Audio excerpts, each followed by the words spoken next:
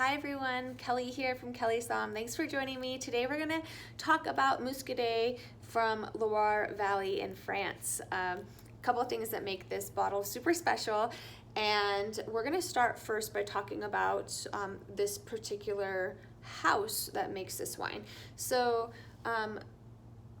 Louis Metaireau, my French is not perfect, he essentially established the practice of surly in this region. So what surly is you take, of course, the fresh pressed juice and you let it set in whatever the fermentation vessel is, whether it's a barrel or a stainless steel vessel, in this case, neutral barrels.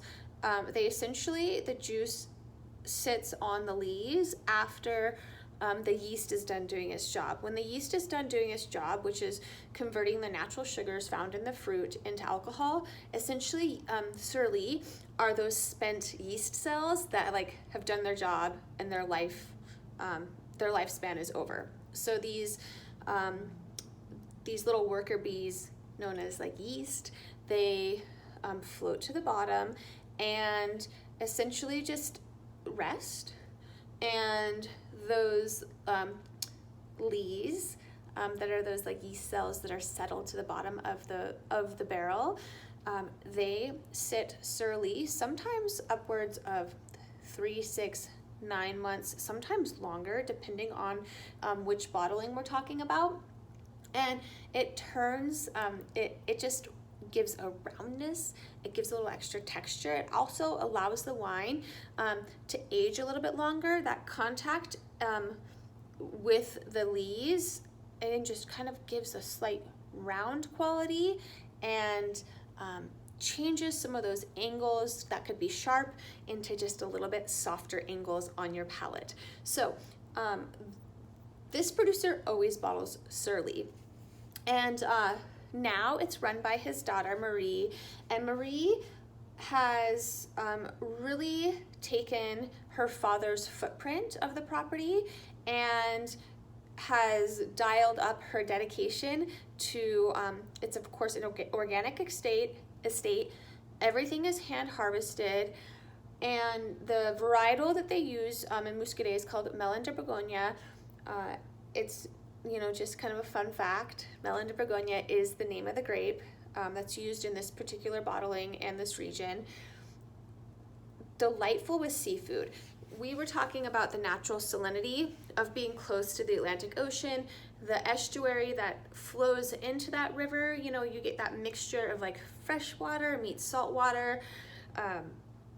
If it grows together, it goes together. That's a really classic saying, and there's a reason for that.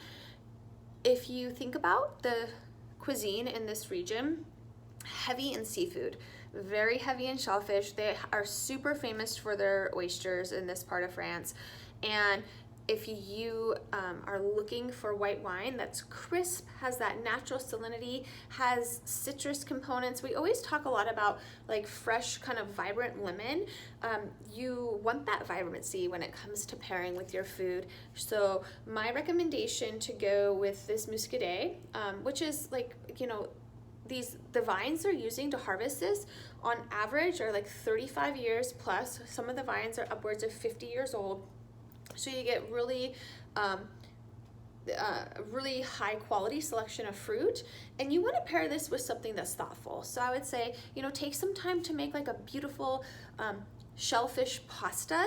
If you're in a part of the country where it's not easy to get fresh shellfish, I'm from Wyoming. It's not always super easy to get fresh shellfish, but you could use some frozen shrimp to make pasta. You can just even have some fresh fish. If you recently went trout, rainbow trout fishing, this could go with that too. So even though I say think shellfish and fish, think anything fresh, or even whatever you have access to.